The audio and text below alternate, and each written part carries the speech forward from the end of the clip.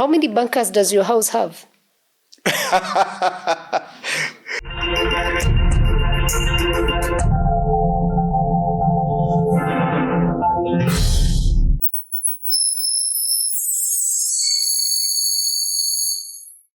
Hey there, and welcome to Fanya Mambo Africa. Super excited to have a guest who we've been looking for such a long time. He's the leader of Safina Party, and a man who, every time the police go to look for him at his house, they never find him. Such an amazing thing.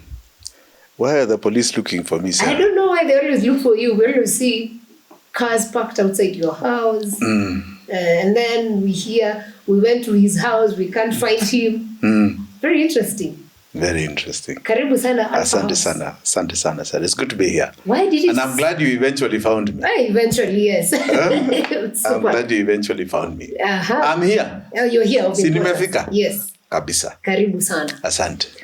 How is it going for you? I know the nation is there are so many things happening and citizens feel strained and pushed, tossed from this side to the other side. How is it coming along for you?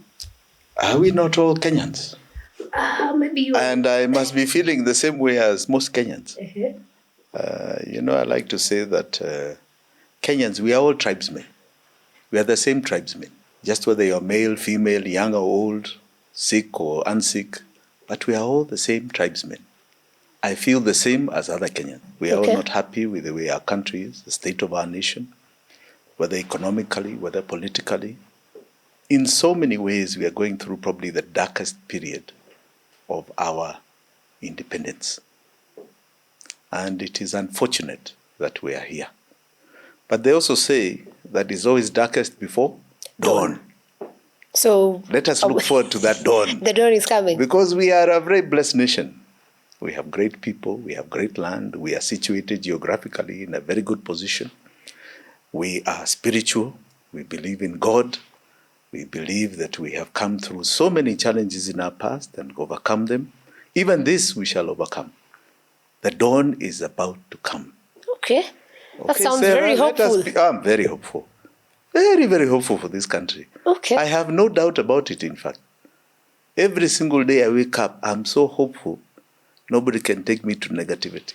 Ah, great. So is this hope that you're selling for any time before 2027, or is it the constitutional that, hold on, it's tough, it's going to be tough for the next 2 years, but hopefully in 2027, we will see the light? So you're premising it on a regime? Yeah. That's what you're premising it on? Yeah, because it determines the regime determines a lot of things. I think we have all reached a general consensus. Let me not say all, let me say majority. Apart from Ruto and his 10 friends, most Kenyans believe we are in a very bad state as a nation, and this regime has failed.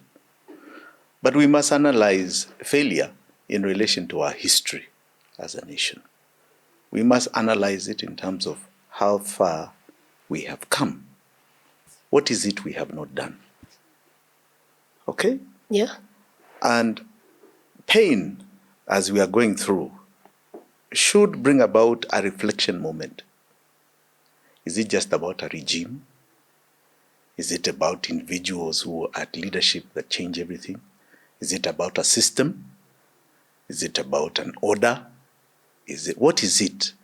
Why is it that we go through one regime that gives us a great time and then the next regime gives us a bad time? Why is it? Why don't we ask ourselves some fundamental questions? If you look at other countries in the world, especially the most developed, they have difficulties with different regimes, but there are certain things that remain standard. They remain the same. Yeah. Right? Yeah. There's only so far people can go, right? In terms of governance, in terms of regimes. So it doesn't really change the fundamentals of the people. That's what we must analyze. Now, to analyze that, we must go back to history. Where have we come from? What path have we used to get to where we are today? We are now 64 years of independence. Right? Yeah. So, what was Kenya before we were called Kenya? Do you know, Sarah? We were... Who called us Kenya? The Muzungu came and told us, this is how you start calling yourself. And why did he call us Kenya? Where did he get the name? Right. Because he decided to name, he couldn't pronounce Kirinyaga. Right? So he decided that it's Kenya. Now, how did he decide on the boundaries of Kenya? Were we there or were we not there? They decided on their own. Yes. Somewhere in what was called Bismarck, the Bismarck Conference of Prussia, right? Otto von Bismarck. So there they decided, that's what you call Germany today.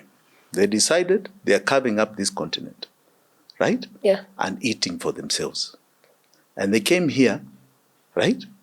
Primarily to carve up the continent and take the spoils. They said they were very naive people in their discoveries there. So there was enough for them. They don't need to fight their wars in Europe anymore. Let us go and exploit and extract from this new continent. So they came here. And who came here? Was it the British government or a private company? It was a protectorate, so it was more of a company, I think. Now, a protectorate came in 1902. But in 1889... This is during the Scramble for Africa. Yes, the Scramble for Africa. The Berlin Conference, that is. The Berlin Conference was in 1889. The company, it's not a country that came here. The British said they wanted Kenya. But what came was a company called Royal East Africa Company. That was the first company here. A company. All right? Yeah. In 1902, that company asked for some sort of recognition from the British government. That's how Kenya became a protectorate. And the company changed its name from Royal East Africa Company to Imperial British East Africa Company. In 1920, when we formally got colonized, now as a colonial state of the British Empire, that same company called Imperial British East Africa became the government of Kenya. Please note that. Yeah, yeah. All right? Yeah. That company came here to do what? To extract? Minerals, resources, land, and everything. People. Yeah. Exploit the people. Correct? Yes. And to dominate us. You remember the stories of they came with the Bible and the gun. Correct? Yes. You know those stories. We closed our eyes to pray. And the gun took over. Yes. So in 1920, we were now colonized. They brought the British Army to protect this private company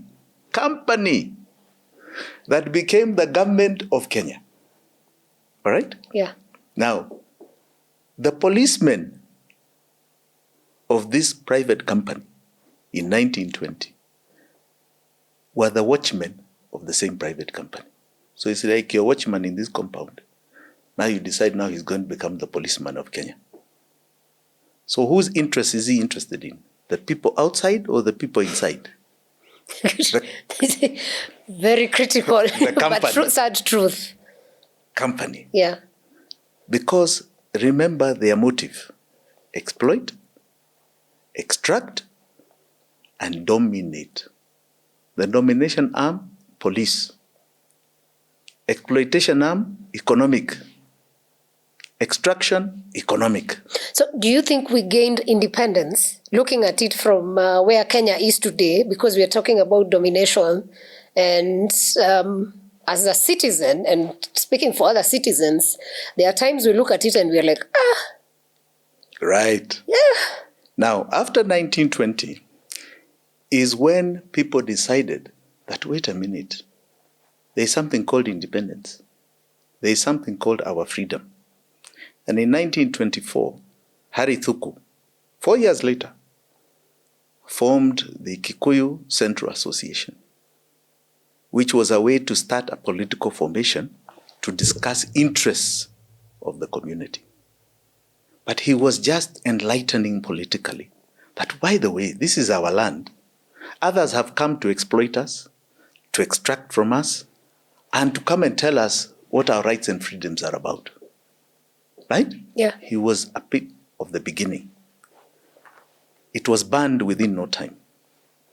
Right? Within no time.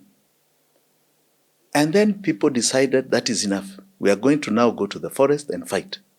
That fight was for two purposes. It was for land and for freedom. Sarah. Land was economic. All right? Yeah. For everybody. Because it's not just Kikuyu land or Gema land that they dominated land on. They dominated land right around this country. Yeah. Number two, freedom was for everybody, not for a community. Freedom is political. Land was economic. So they went to fight for our political rights and our economic rights. And one of the big bastions of the fight for our economic rights was our hostility towards something called the hut tax. Do you know there was something called a hut tax? Hey, that's what I'm learning now. That if you had a hut that had a thatched roof, you had to pay the Mzungu tax. Was it the same with what they were paying for? Because I saw for my grandpa, I think like an ID if you want to leave Nairobi to Meru. No, those were passes. Oh, okay. Those were passes that were specifically given to the Gema community. But because you need to understand the Gema community, at the advent of the Mau Mau War, state of emergency, were all removed from their land and put in detention camps. And the only other people who are not in detention camps were people who were working for the Mzungu or working somewhere. So those passes were given so they could move from one place to another, recognizing that they are not Mau Mau. Okay. So you need to understand the whole population was removed from their land. Okay? Mm-hmm. You didn't know that? I think I have an idea. Right. Not fully, so but what you yes. call Gema, yeah, the Kikuyus, Embus, Merus, were removed from their land. Okay? Mm-hmm. And put in detention camps. The hut tax was something different. It came before that. And the hut tax was on every Kenyan, right? Mm-hmm. Based on whether you had a thatched roof. Simple. That you were to pay a tax. And the biggest rebellion came from Gemaland and Luo Nyanza, where there was complete hostility towards the payment of that tax. That because I own a house, I must pay for it. How do I pay this tax? And that was the introduction of a punitive measure that was felt across the country. The other was there was a specific tax for the Gema community. That if you are there, you are supposed to pay a particular tax, introduced in 1948. For being a member of the Gema community, even if you are removed from your land.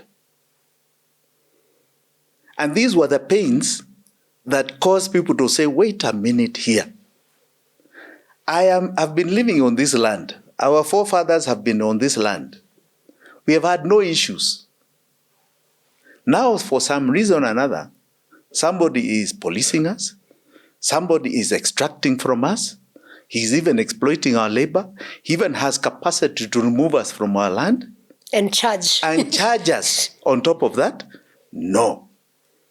We are going to the forest and we are going to fight.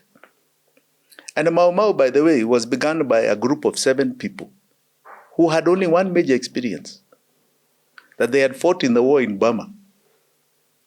Right? Yeah. So they had seen, it's not like today when you have the internet, you can see how people live, how Mzungu is, what the body is.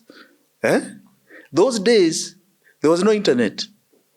So imagine you've lived all your life believing the whole world is black. Then you see somebody with a different color. Okay? They were very strange to them. Then this person is coming and he seems to know things you don't know. Or he has a way of life you don't know. But since we were very open people, tulikuwa na ukarimu sana. Welcome home. Welcome. There was plenty here for everybody. Food was in plenty, land was in plenty. There were no issues. For most Kenyans. Yeah. We were very welcoming. That was our culture. They took advantage of us, and within no time, they had shown us a gun. Right? Yeah. But we did not even understand whether this Muzungu dies like us. So it is the war in Burma that showed that when they bleed, they bleed the same red blood like us. So he came back and said, "Hiya." In fact, in that war, it was the African being pushed to the front.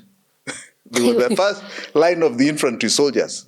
Africa kufe kwanza. They were also picking the well-built Africans. But in a sense, it was let them die first. Yeah. Okay? And then Mzungu dies. So he said, in fact, they are cowards. They're not like us. They don't know how to fight. So that is what gave them courage to decide that we are going to wage a major war of attrition. It was similar to a terrorist war. Right? Yeah. Because they didn't have the ammunition, they didn't have the wherewithal.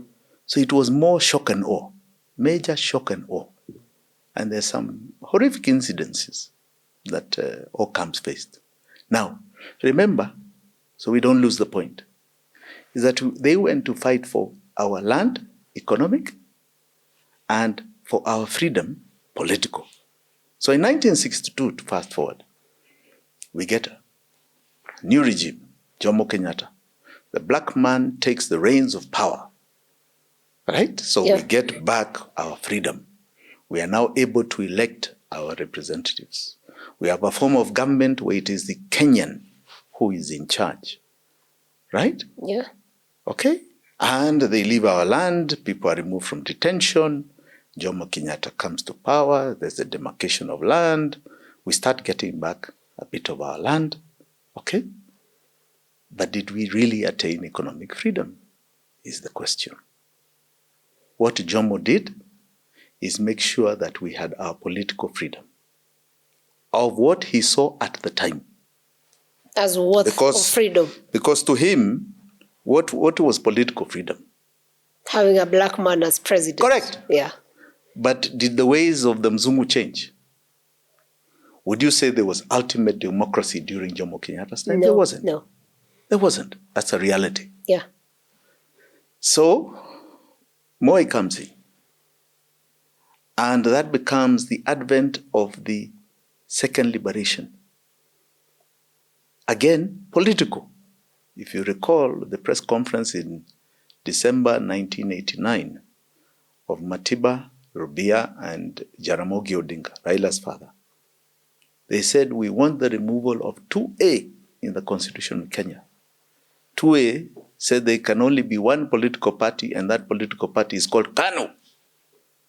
You could not have another party. And you had to adhere to the laws of KANU to get elected. And that caused them their detention. That caused the beginning and the foundation of the second liberation. It was about our political freedoms. All right? Yes. Those political freedoms cost us lives, cost this country, but it has brought such great reforms that by 2010, we had a new constitution.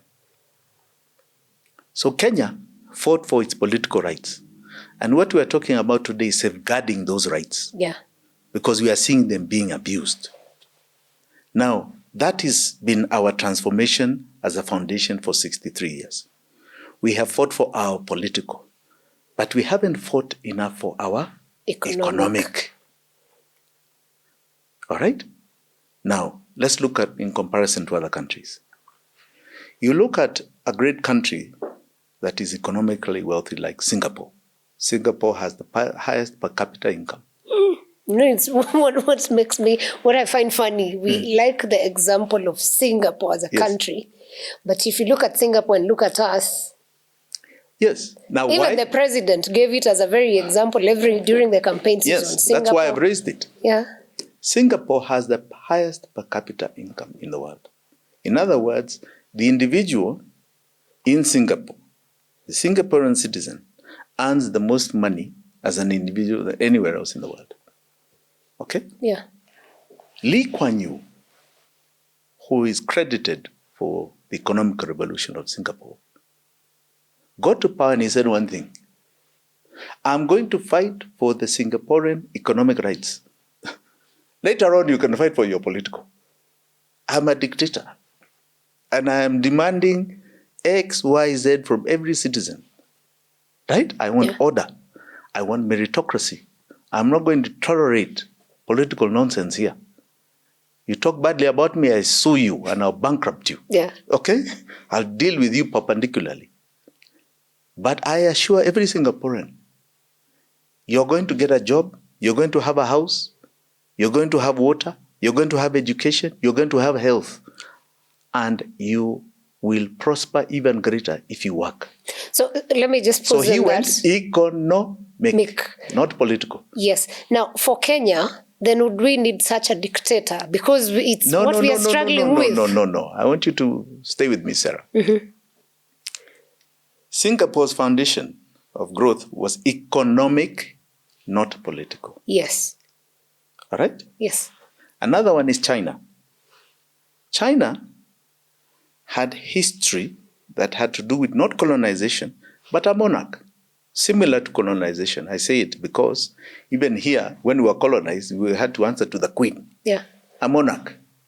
So China had the history of monarchs, dynasties, the Ming dynasty, the Tang dynasty, you can go on, right? Where the people had been inculcated to work for the kingdom, for the king, for the monarch. So, for example, Sarah, if your job for the king was to be a maid, your children had to be maids. You understand? Mm-hmm. If your job was a soldier, then your children had to be soldiers. They could not think beyond that. Right? It's all in service to the monarch. In China, you went through something called the Cultural Revolution. Okay? Now, in the Cultural Revolution, Mao Zedong got up and said, who said a China man and woman is made primarily to serve some king, not serve themselves, their country, their families? No way. So he had the Cultural Revolution to bring back honor and substance to who a China man and woman are. Who are we? We are not just here as slaves. So he gave them dignity. All right? He restored their dignity as human beings, not to be exploited, to be extracted from and dominated. All right? Yeah. That's the first thing Mao Zedong did. And he's credited for it. It was very costly. It cost millions of lives. He burnt history. There's a lot of Chinese history that is not there. He burnt history because he did not want people to remember what they used to be. But he had a lot of resistance. People wanted to continue serving as slaves. So he gave them first their dignity.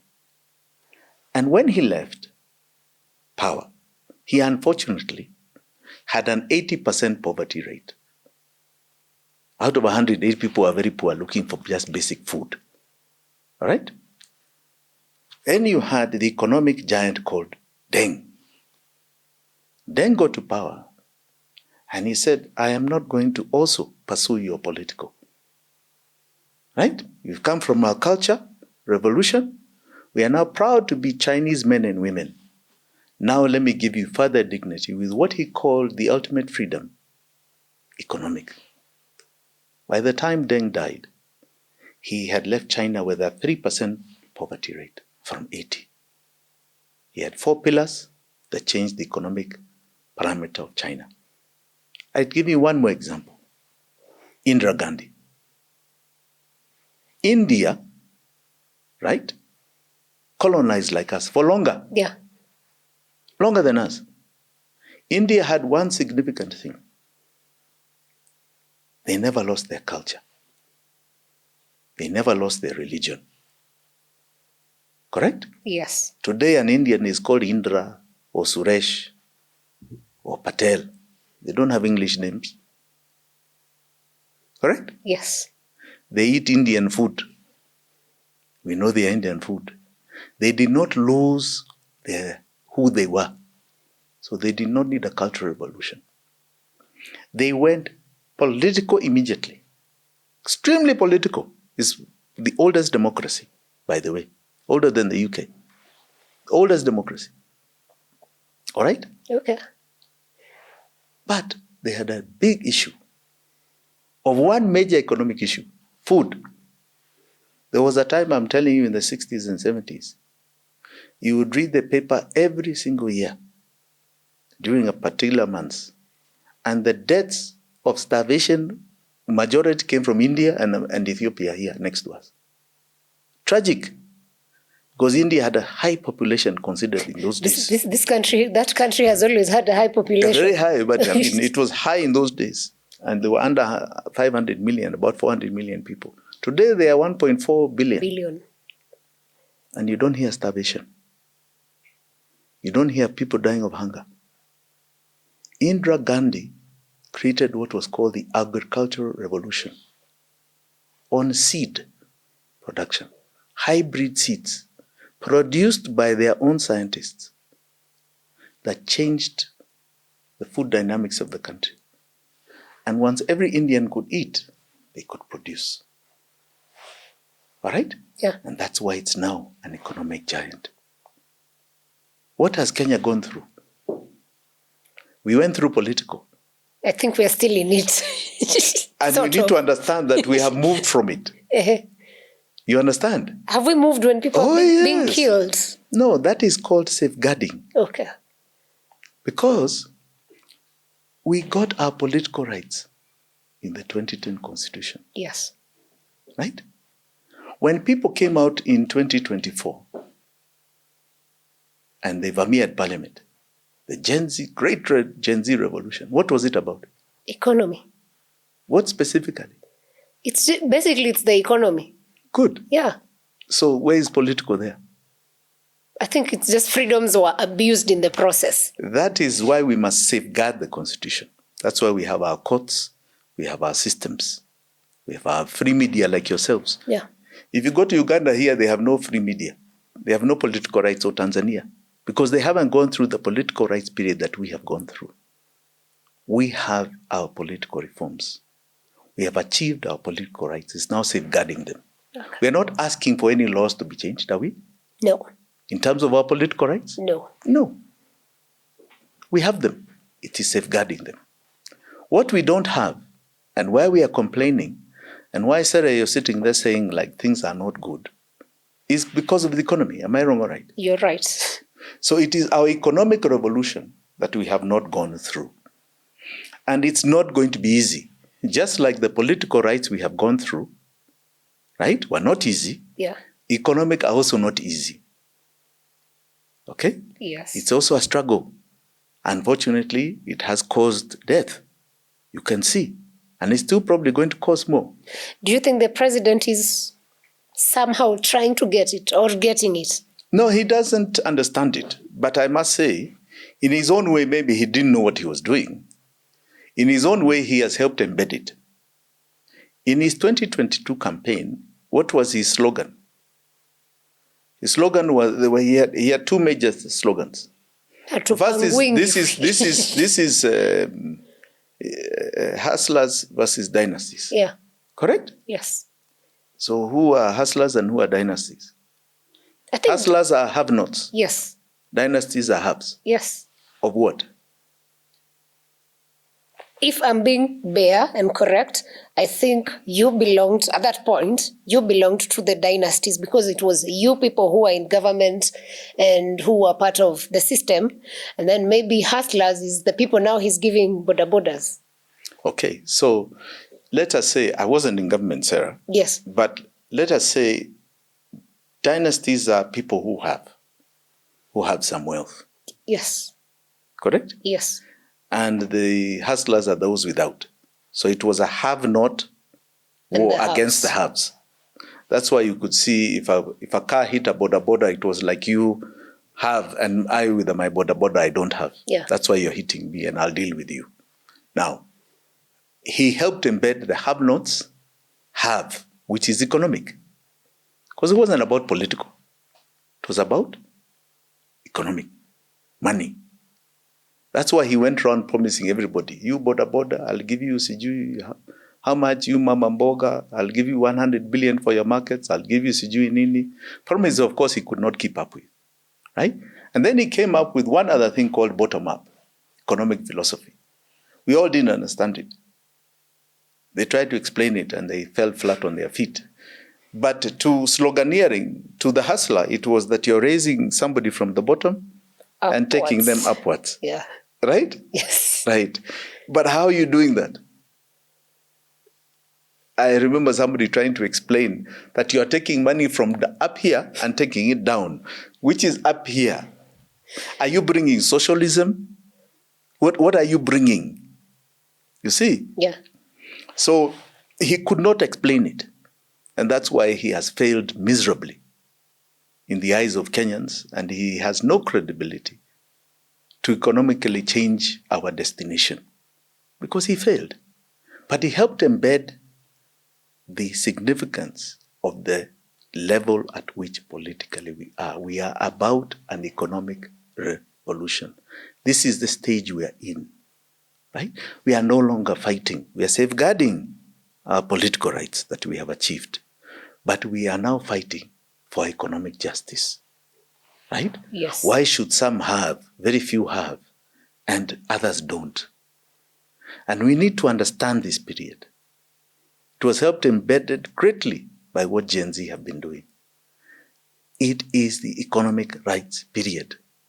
And it is easier to fight because we now have political rights. We don't need a benevolent dictator to answer your question. Okay.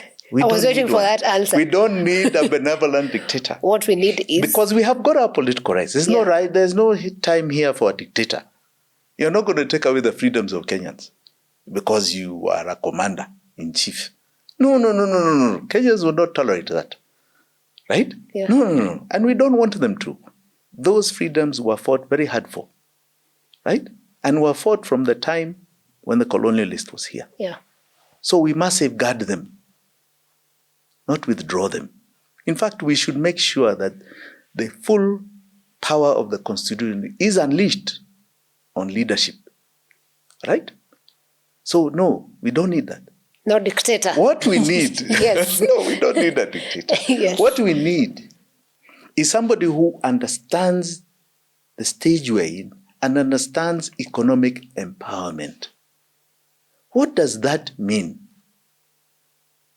People here talk as though it's handouts. That's what Ruto tried to act. Like somehow I can give government money. I mean, from where I see it, I think the president and his government understand that empowerment is giving people bodabodas, motorbikes and salon, whatever, and also exporting young people. Today, he said that we've exported over 450,000 people to wherever countries. So maybe that is his perspective of economic empowerment. No, he's a big joker. He has no understanding. He may understand for himself what getting rich is personally for him is, but he does not understand economic empowerment. He has no idea. No idea. That is not economic empowerment. Remember, I started with the story of the Mzungu. Yes. Taking over the government of Kenya as a private company. The Kenya government is still a private company. That's what you need to understand, Sarah. Who are the shareholders? That's interesting. It is still a private company. Owned by who? And that's the point. That is the point. No, Jimmy, you seem to know. It's owned by who owns it? You see, a private company, the one thing it doesn't like, especially if it becomes as big as the government of Kenya, is competition. It keeps taking. It keeps nyonying from us. Does not give back. Right? That is what the government of Kenya is. And I'll give you a very basic example. Very, very basic, so you understand it. Okay? Okay. Very basic. Today, Sarah, do you contribute to the housing levy? You do? Yes. Okay. So, these houses that Ruto is building, they are built on which land? Public land. So it is our land. Yes. As Kenyans. Yes. And your money, your taxes, housing levy, pay for the construction. Right? That's very painful to accept, but yes. Correct? Yes. So it is built by public funds. Yes. So why is he asking you to pay for a house? I have asked that question so many times. I hope he can give me an answer one day. No, but where is such a policy? Is the government a profit-making entity? Last I checked, shouldn't be. Right. Yeah. So how is it asking you for money when you have already contributed to everything, from the land to the building? So it is in profit-making. Technically, yes. It's in profit-making. Yes. Isn't this the same government that gave Hustler Fund at an interest rate? So whose money is that? Did they not say they took it from our taxes? Yep. So why are you loaning to people at an interest rate? Are you in the business of a bank to make profits? I think we've asked these questions. Have you? Have you understood it? So it takes your taxes and loans it back to you, your money, then loans it back to you at an interest rate. So it's making a profit. Isn't that a private company?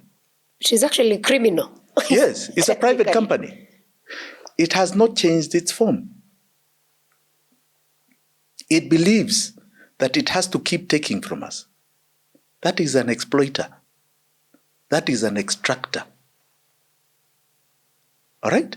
No different to what the Mzungu handed over to them. You understand?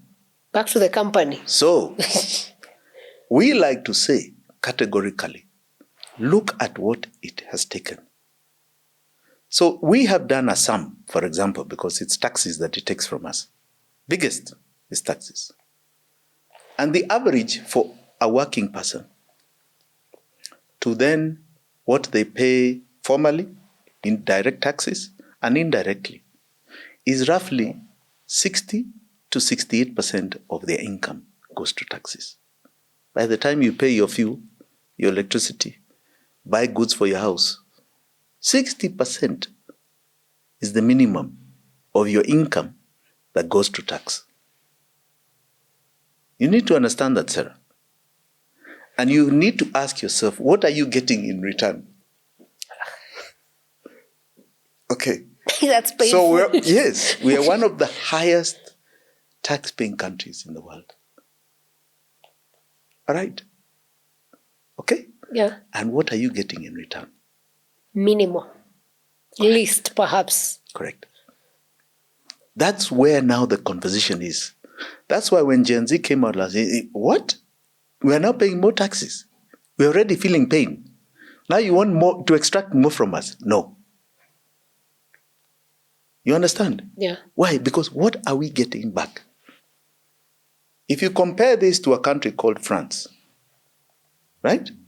Now it's important you understand that France, its economy, as the size of GDP is the size of Africa. Its contribution to GDP, 4%. That's the contribution to world GDP of Africa. It's similar to France. To show you how we are really asleep on this continent. Now, France, you pay 60%. It's one of the highest in Europe. But you know what you get? You get free education, free health services. You will never take out money from your pocket to pay for even the most complex of surgeries. You get a fantastic pension. You get unemployment insurance if you don't have jobs. You get great infrastructure, right? And I said free education. Primary, high school. You pay a peanuts at university, right? And the big fight there, by the way, is retirement age. Because the pension is so good, you want to retire at 55. Okay? So you can go and enjoy yourself on the beach for the next 20 years on that pension. You understand? Yeah. And the fight is that we don't have enough workforce, you don't have enough children, so let's make retirement age 65, and people can be voted out on the basis of that. Okay? But after all this contribution, I'll never enjoy this contribution I made of my taxes. You want me to retire when I'm almost going to the grave, in a sense, right? So that becomes a big war. So here you get, and they get great infrastructure, great police services. You pick up the phone, police are with you in 5-10 minutes. In fact, the competition is how many minutes, depending on different areas. How quickly do they respond? Emergency services respond. Aya, niambie hapa. Do you get free education? The story of capitation has been in the news like forever. Do you get health? Health. Not when Shah is having trouble. But take note, you're paying. Yes. I have not included that payment in your taxes because it's not a taxation. Your contribution to health insurance is not a taxation. If I add it, the figure becomes different. All right? Yeah. Your taxes should make sure that you do not pay SHA, SHIF, NHIF. All right. So are you getting free healthcare? No. Okay. No, we don't. Do you get unemployment insurance? I think a lot of Kenyans would be happy to get that at the moment. Right. Do you get good infrastructure? The Nairobi roads, I know. Do you get water, roads, electricity? Right. Do you get a good pension at the end of all this? I think I can see, Sarah, the doubt on your face. No, it's imagining the pain of the things you're saying. And you are contributing the same as somebody in France. So what went wrong here? We never got rid of this private company that wants to see you and I empowered, not themselves. Today, somebody is in government, they believe they are a very big person. Yeah. We see it every day. Why do they believe they are big? They are just in the service of us. We are the big people. Sisi wananchi hapa. Not them. But they act like they are very big people. They even push you. They act like you're nothing. Yet you are the one who gives them life. You pay their salaries. They're your employees. But you know, Jimmy, not the other way around. That is true. Most of Kenyans will look at you as this big person who can access this other fellow big people, and maybe you can pass the message to them, because obviously a boda boda operator out here will probably never get to speak to. We don't even need to pass not the even the message. president as CS, but I'm sure you can get close to several of them because they are your friends. Do you guys ever communicate and you pass this message to them? Sarah, most of these people do not understand the stage we're in. They believe that that is how our government is. Oh. They believe that's how this country is supposed to be. That's what they know. Now, I'll give you reasons why. They are very happy to be in that company, so they can partake. In fact, if you ask most people today, if you want to be rich, they tell you be part of Politics. Government. Politics and government. People are running to be MCAs, become wealthy. They're running to be MPs, to find some way of gaining more wealth for themselves. It's not about the salary. It's something else. People want to be government ministers or officials, not because of the salary. It's not that they earn great salaries, many of them. It's something else. Why is government a tool of extraction from us and exploitation? It's because it's a private company the Mzungu set up here in 1920. It has never changed. And I'll tell you, maybe now in a grander scale, how it extracts. Kenyans, right? Yeah. I heard Ruto one time say that we don't save. Yes. Right? Okay, his own minister, Jomo, because this year they didn't publish it, but in Jomo's last budget, he published what was called domestic assets. Our domestic assets are all the money we have saved in banks, all that we have in what you call the capital markets, the stock market and so on, pension funds, insurance funds, all of this, all put in one basket. And you know how much it was? 8 trillion shillings. That's double our budget. 8 trillion is what we have, our saved. Domestic assets saved. That's money in the stock market, money where... Sio ni pesa mingi sana? It's a lot. Our budget was 4.3 trillion. So yeah, double. But you know how much the government has of that 8 trillion? In something called domestic debt. 6 trillion. So that's the one owed to... They have borrowed from us 6 trillion. Do you understand? So we have, but we don't have, essentially. So why did they come to borrow from us? Why did they come to take it? Because they don't want you to have it. So they give a bank, an insurance company, a pension fund, very nice interest rates. Somebody says it's more secure there in a government security called a bond. Right? Yeah. At 10% interest rate than to loan you, Sarah, at that same 10%. Isn't it? Yeah. I can predict I'll get a paper at the end of the year saying we owe you, we've paid you so much in interest, and I can roll it over another year. Yeah. How do they have 6 trillion? What is the mentality of coming to take away our savings from us? And where do you see it working? You said you don't see it working. Is it working for you anywhere? Is it helping you? Who pays the interest? You. So they come back to your taxes to pay that interest rate on money they took from you to save.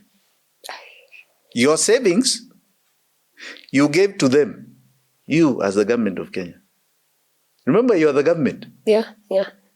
Okay, so you save, then you borrow your own savings, and then you come back to me for my earnings to pay the interest. Why? You know, am I making sense, Sarah? It's making a lot of sense.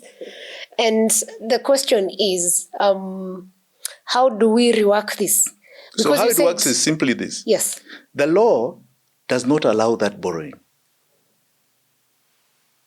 The law doesn't. That's why I say our constitution is so good. Nobody needs to touch a comma. All right? Mm-hmm. It is very good. Chapter 12 talks about how we manage our money. Right? Yes. In chapter 12, it says, the government cannot borrow if it is not for development. Yes. Development is anchored in a budget. Every year, when they read the budget speech, they put what the ministries, departments, and agencies of government have said they are going to do for development. Right? Yeah. They are building a bridge here. We are doing a water something there. We are doing a road here. It's there. In the same schedule, they show us what we are borrowing if there is a shortfall. So they say to build that water pipe, let's say a borehole in Kitui. I like to use that example. In Kitui, we are building a borehole for 10 million shillings.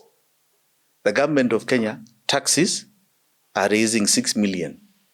We have a shortfall of 4. We have borrowed from World Bank. It is there in the budget. We have borrowed from Africa Development Bank. It is there. And the budget is passed, then you go and confirm the borrowings. Development, nothing else. This domestic money, I'm telling you, 6 trillion, mm-hmm. You don't find it anywhere in the budget. Funding any development project. So it's just money that is so you tell floating. Me. No, you tell me. What is it? So why is it they took from us? What is it it's sustaining there? The campaigns every day we see. Where is that in the budget? Maybe that's where they take advantage, because it's not there.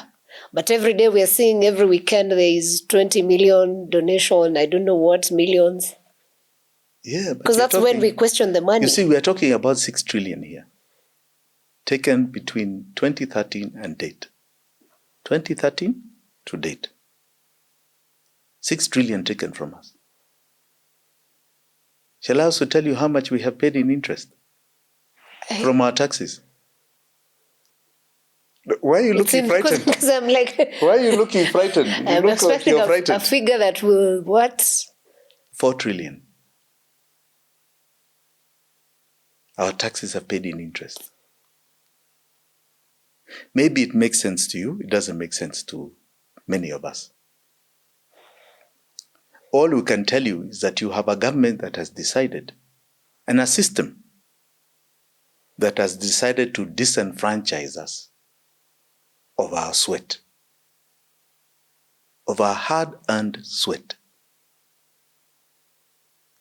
That's all. Okay, that's the interest plus the capital.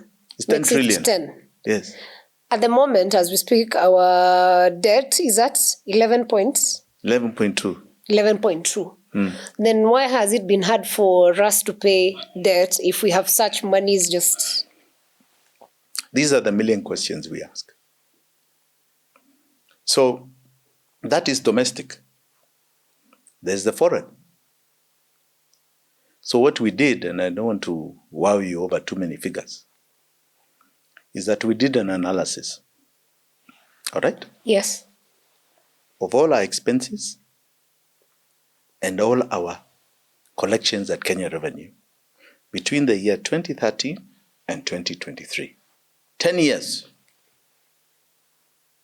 Right? And remember, government has 2 forms of getting money. Tax and debt. Yeah. Aye. So we did an analysis. What do we spend on development? 10 years. 6 trillion. In the budget. Because this must be in the budget. Aye. What did we spend on salaries? What did we spend to the counties? What did we spend for operations so that police have petrol and they have cars and, to move around? All of those expenses we calculated. All right? Yeah. Came to about, was it 14.6 trillion? All right? Mm-hmm. Then we said, what has Kenya Revenue in all the material available? What did the accounts of KRA, what central bank has written as collections, everything. What did they say was collected? 13.3 trillion in those same 10 years. Taxation alone, nothing else. So we had a shortfall in 10 years of 1.3 trillion shillings. Right? Yeah. Are we on the same page? Yes, yes. You sure? Yes. The other one was 14.6. This is 13.2. I'm following it. So we had a shortfall in 10 years of 1.3 trillion. So you say, okay, that's all that should have been borrowed, correct? Yeah. Isn't it? So what was borrowed? So you go to the loan book. For 10 years. And the loan book shows that we borrowed 7.7 trillion. Yes. And our need was 1.3. Yes. Out of Kwani, okay. So this when you borrowing, minus 1.3 and 7.7, you get 6.4 trillion. Oh my gosh. Above what we needed. That you find nowhere in our books. That is like $50 billion US. Okay. Does this borrowing just happen like, where we exchange small monies with people without taking, like if a cameraman told me I need 5K, that I can just give without, but no, governments don't operate like a kiosk. That's not possible. Unfortunately, Sarah, that is exactly what happened here. You cannot believe it. That is exactly what happened here. That's a good question you've raised, because I've been asked that by very many people. Are you saying there's no auditor general, there's no control of budget, there's, where was this being done? How? You can't do this. There's even parliaments. When we started speaking about it, that was the biggest question. I mean, you're just playing politics. I said, really? I mean, those figures, they're phenomenal figures. Yeah. By world standards, eh? Yeah. All right. I said, unfortunately, that's what we are finding. Even I was taking time to try and understand what exactly happened here. So what happened is this. It was deliberate. What you call a deliberate heist. Our law says this. I've told you about our borrowing and that everything must be in the budget. Yeah. So when it's in the budget, one of the first provisions in our constitution says that all revenue, all our monies, whether tax, whether debt, whether what, must enter the consolidated fund at central bank, what is called the exchequer account. All monies must enter there. Yes. From there, the guide for removal is the budget. All right? Yes. So the budget have what are called vote heads. Each ministry, each MDA, ministry, department, or agency has a vote head. Right? It's been passed by parliament. So you can draw salaries for your ministry under this particular vote head. You can draw for that project of a road under this vote head. It's even got a number. Okay. And then from there, it's what is called an exchequer issue is given. An exchequer issue is raised by the accountant general, right? And must be approved by controller of budget. Otherwise, because what she does is she looks at the books, akiona iko hapo, okay? And I release. Anasema sign. Okay. It has been passed by parliament. So in March 2014, March 2014, before the first Eurobond that Kenya took, Aden Duale,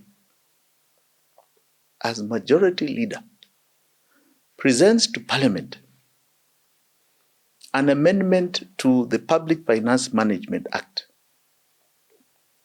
to say that all monies do not have to come to Kenya.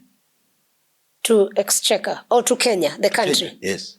Or you can transact out there? Loans, and specifically loans, can go into other accounts other than the exchequer account. And he sought to amend the constitution through an act of parliament, Public Finance Management Act. All right? That motion was seconded by the minority leader at the time, the current Minister of Finance, John Mbadi. So they illegally amended the constitution in March 2014 to say that money does not need to go to central bank. Wait, was this the time for the famous line, ni pesa si ya mama yako bana? It was not that one? But it tells you the arrogance. Yeah. Hiyo ni baadaye. Okay? Okay. Right. So they went, and you imagine we had an attorney general. How you amend the constitution through an act of parliament is illegal. It's unconstitutional. Because to amend the constitution, as you know, you need 2/3 of parliament. That particular item would have needed a referendum. Because it means Kenyans are saying it doesn't have to come to our country. The act in the constitution has only 2 exceptions. One, if there is a fund created by parliament, like the housing development, like the housing fund. 2, if an organization, an agency of government like Kenya Power makes some profit, it can keep it. It doesn't have to go to consolidated exchequer account. They added C and D. That was A and B. Wow.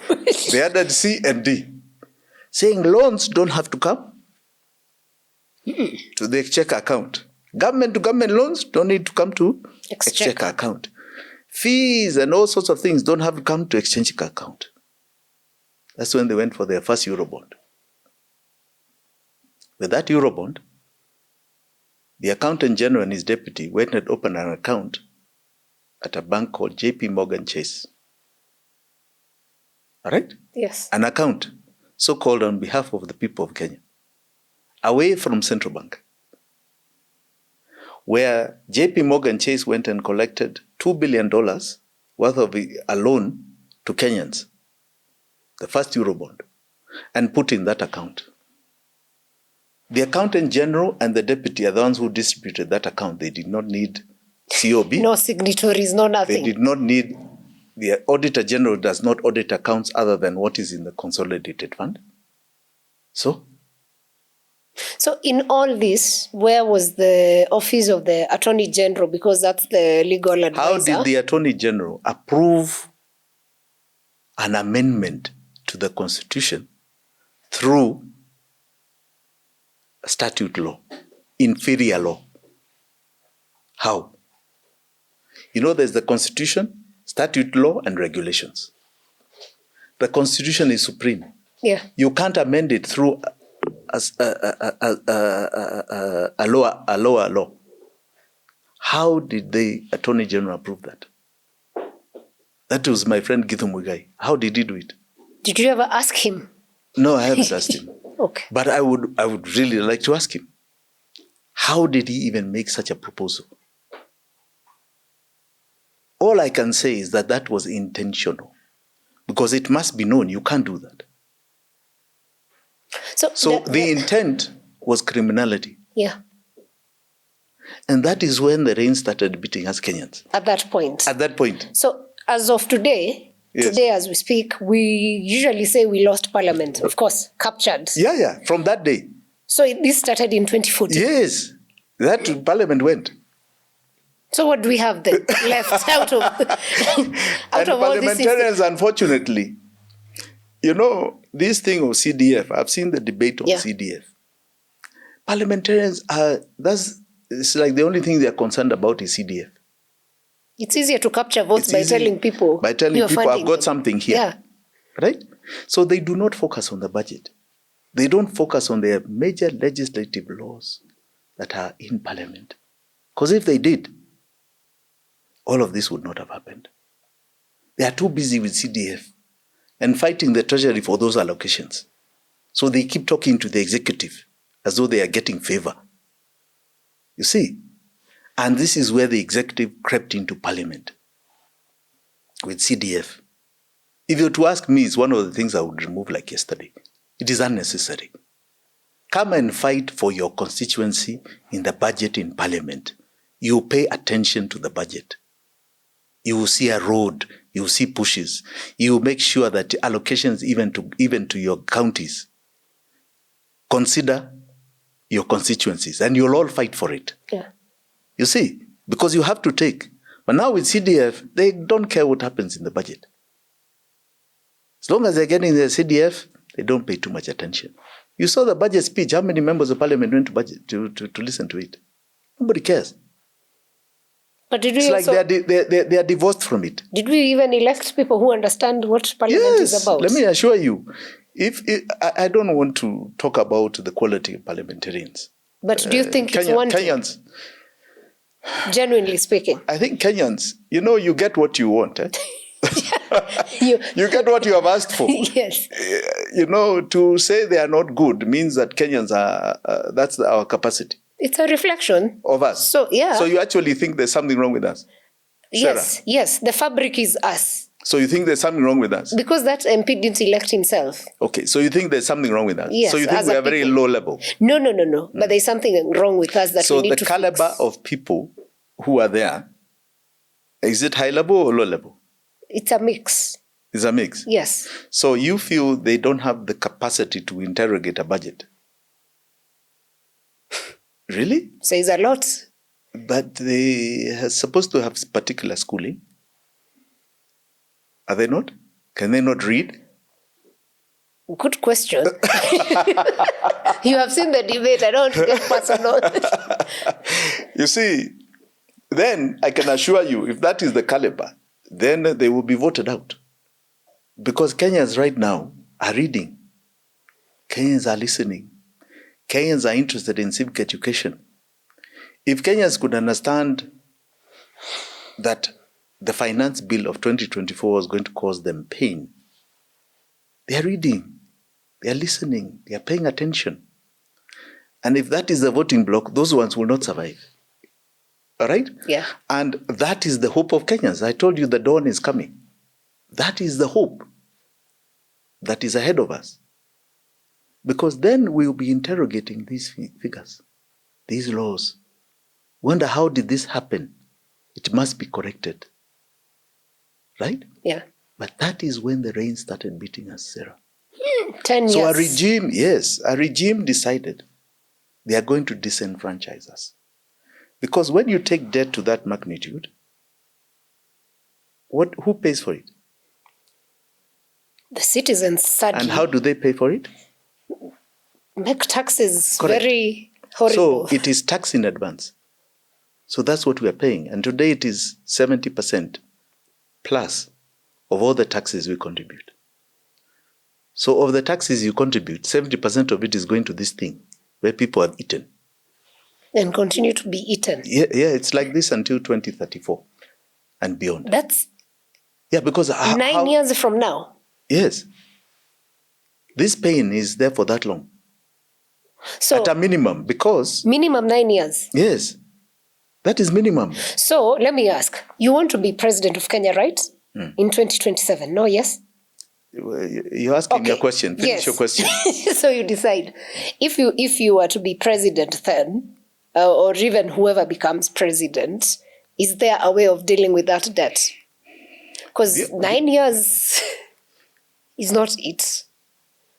Now, you need to understand it this way, Sarah, that if it's taking 7% of our taxes, right? So 70 out of 100 shillings. Yeah. Government is left with 30 shillings of our taxes. That does not even take care of the counties. The taxes need 40. So they borrow, they're negative 10. Yeah. Salaries need 50. You're negative 60. To make sure police have petrol in their cars and so on, operations, another 30. Negative 90. You have not even touched development. So you're asking why roads are not being done? Why university funding is not there? Why teacher salaries are not being increased? Why there's a general malaise about money everywhere? Now you're understanding. So where does government get almost 100% of its tax from? Borrowing. So it borrows more to eat, for consumption, not for development. Where does that pain go to? You and I. Yeah. Tomorrow and the day after. So when does this cycle end? As long as we are paying that debt that is taking 70% of our taxes, we are done. So do we stop paying the debts? If it did not conform to our laws, why are we paying it? Would you pay it if it did not conform to our laws? As a president? Yes. I don't think I would want to pay something that didn't add value to the country. If it never came to us, if it never followed our laws, why would you pay?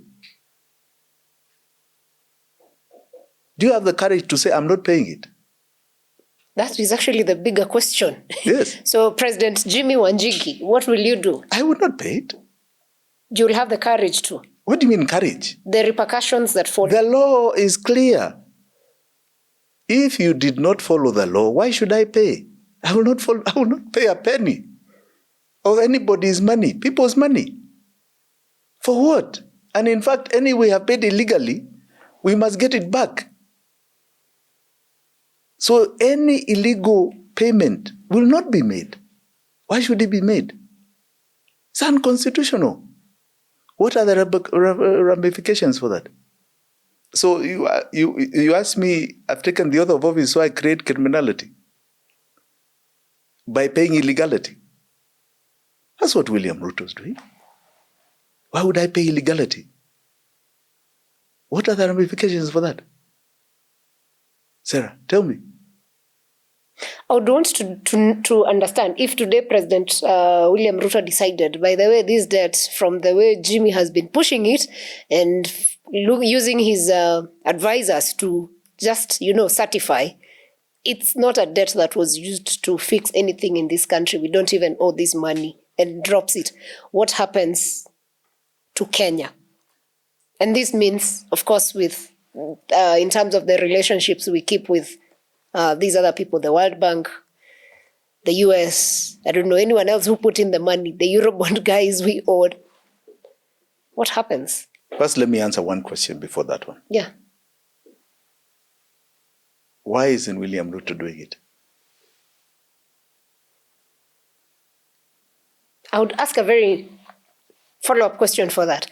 Is it because it was part of the system for the 10 years? Thank you. You've answered my question. So he cannot. He cannot. He would love to do it. He would love to see the majority of taxation which is being taken cut off so that he can live up to even some of his promises. But he can't.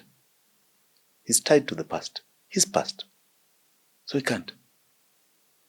He's embedded in that past. He's embedded in that odious debt, that illegal debt. He can't. He's tied. But let me give you a picture of what you've asked. What would Kenya look like without payment of that debt? This last financial year, we paid 2 trillion shillings to that debt. 2 trillion. To fund free primary. All right? To fund free high school.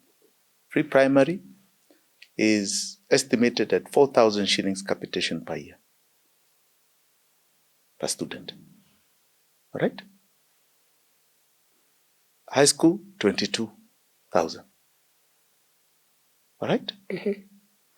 And to, let's say, a general band in university, I think the average is 300,000. A government can contribute a third, 100,000 shillings.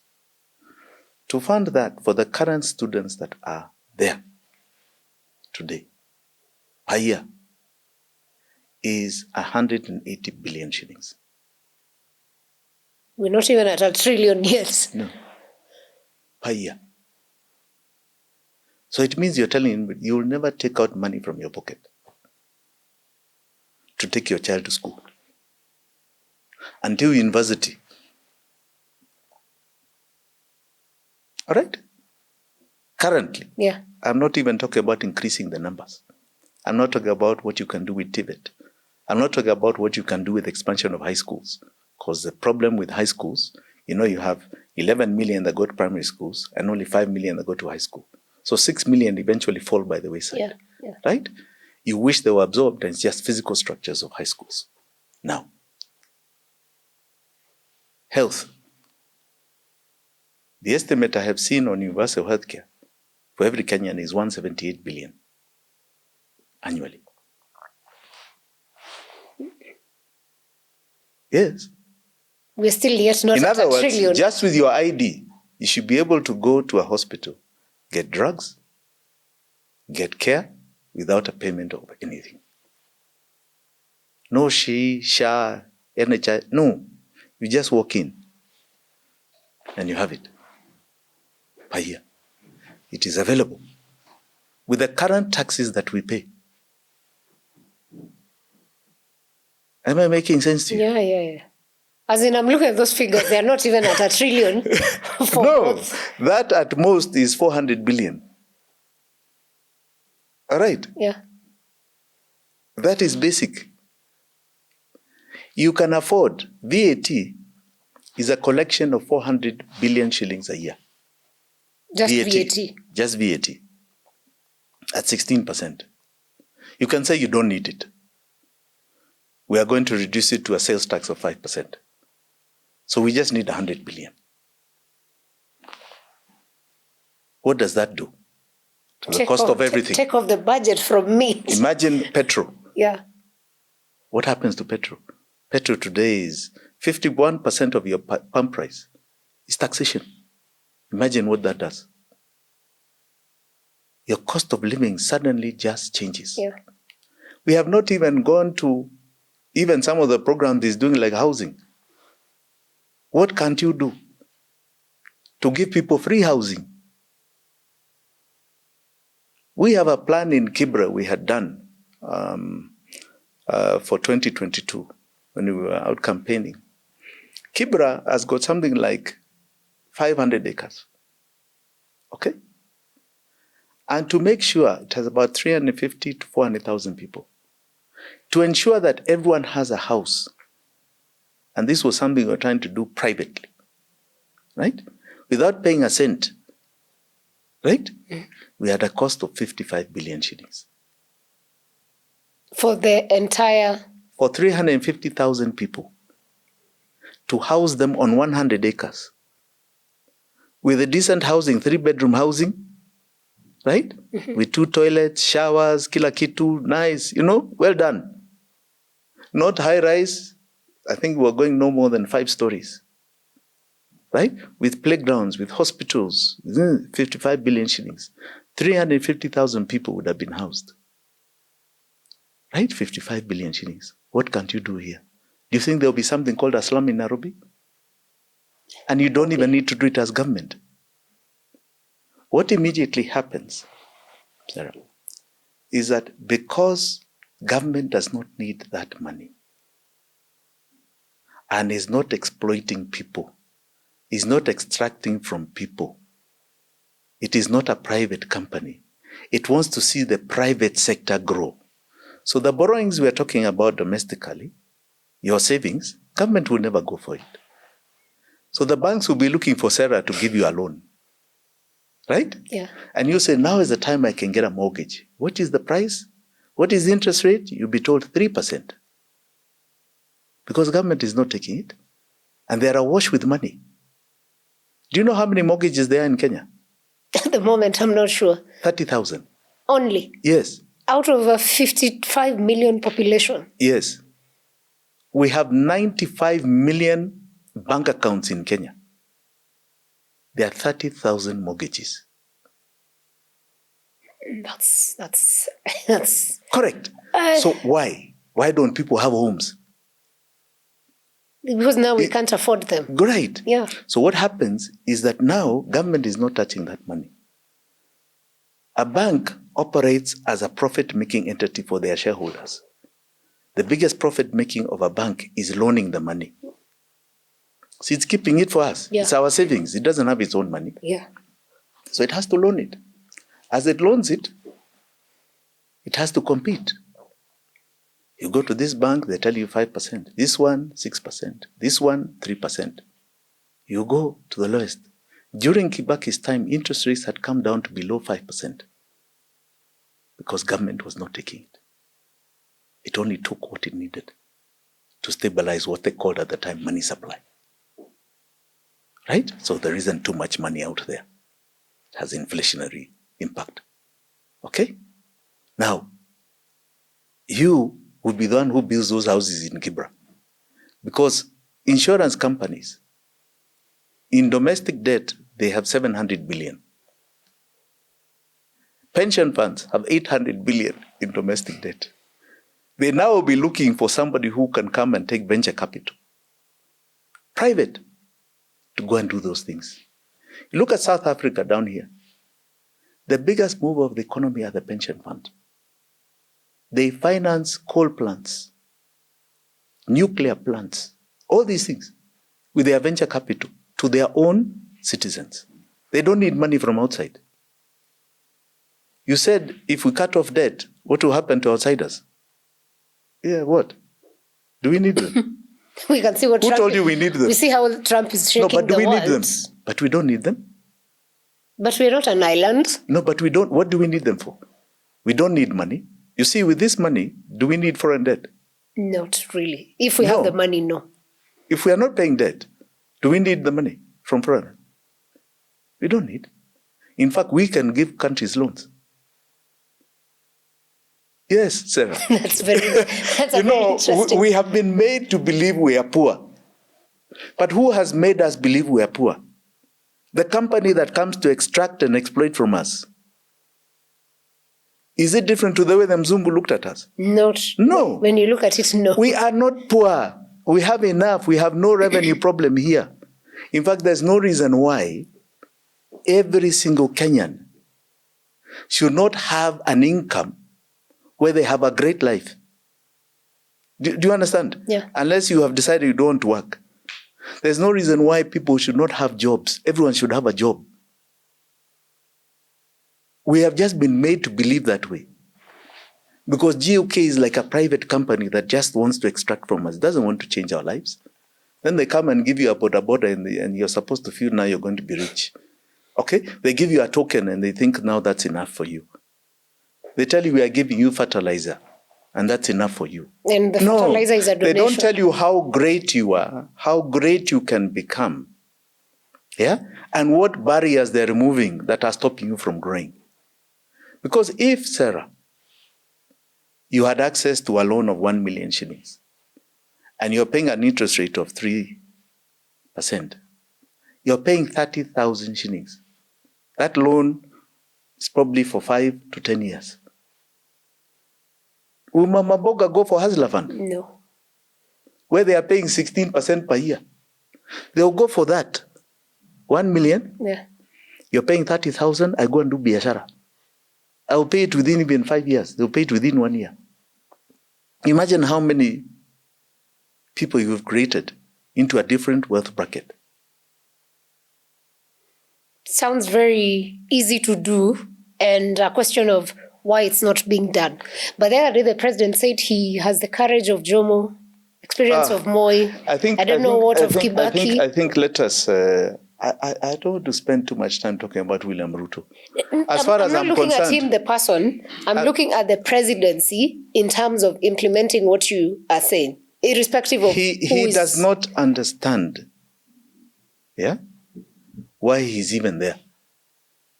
Ruto is currently president so that we know what we need to get away from, what we need to reject, that we need to get out of this order. This thing is not working for us. That is his whole purpose. Okay? Not for any greatness. He will never achieve any greatness. It's not possible. He doesn't understand even what he's doing, why he's there. He doesn't. Okay. He is to enlighten us about what we must never have. And why we need to understand what we are about and what is this order that needs to change. Okay?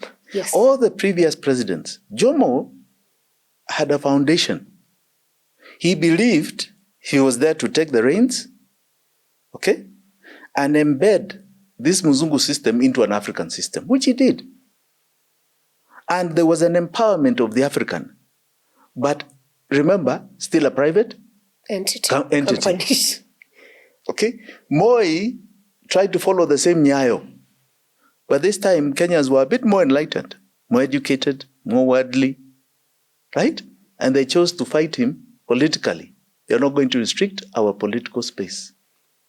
Kibaki comes in, and let me tell you, if there was a man who had a modicum of knowing what he wanted to do, was Kibaki. You know, I had the privilege of sitting in a campaign meeting, a PR meeting, in a man called Narkangede's office in 2001. Before the elections.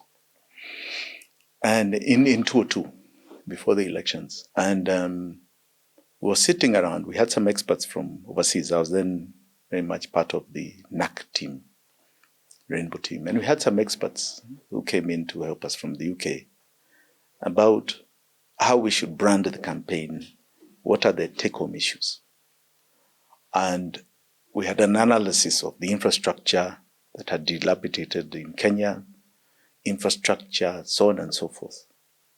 So we had this big presentation on a board about how we've grown as a country, but nothing has kept up during the Moi era. And after 1 hour, Kibaki sat in that meeting, and after 1 hour, he asked, "Oh, this is very good. Where is my free primary education?" What? Yes. And, oh, it's here, sir. No. You people are not understanding. The human resource is the greatest resource. And he gave his story of his own journey, right, as a child to education. How he used to go out with his brother to look after his father's goats. But a missionary church came to build a church next to their home in Odaya. And that church, he said he was so amazed by the brick building, because then building was done by mud to do a hut. Here he was seeing bricks. So he couldn't attend to his goods of his father. He would go there and watch that brick building. And his father kept threatening him, I'm going to disown you. Your brothers are telling me how you're not helping them. Eventually, he says, that church became a school where he used to go there and he used to hear songs, 1, 2, 3. And he used to just go there and be mesmerized. So his father told him, since you are so hooked to what those people are doing, you go there, but never come back to me to ask for any goat for your inheritance. And he went there. And he said that's how he started his education. And he said he ended up now helping his own brothers out of that education. And he said, do you know what widening your mind, your horizons does to a human being? That is something I must achieve. That is number 1, number 2, number 3. Okay? Yeah. Because he understood, let me empower the human resource. Okay? Not subjugate them to ujinga. Subjugate them to domination and exploitation. Let them understand their true worth, their capacity, and what is out there for them. That is the beginning of economic freedom. He was actually a builder of the greatest resource we have as a nation called the human resource. So he was very intentional, right? Very intentional about dismantling this company from its domination and exploitation. He freed up, he never went for private money. This is a man who found a taxation of 170 billion as the maximum tax collected by Moi. And he took it to 1 trillion in 10 years. He did not raise taxes. He just made sure there were more people who came into the income bracket to pay taxes. So he changed lives with growth rate. He was intentional about our economic liberation. Okay? Yeah. Out of politics, he had to go back to politics. We had the 2007 nasty election. He had to go back to the new constitution. But out of him, we got our final political rights in the new constitution.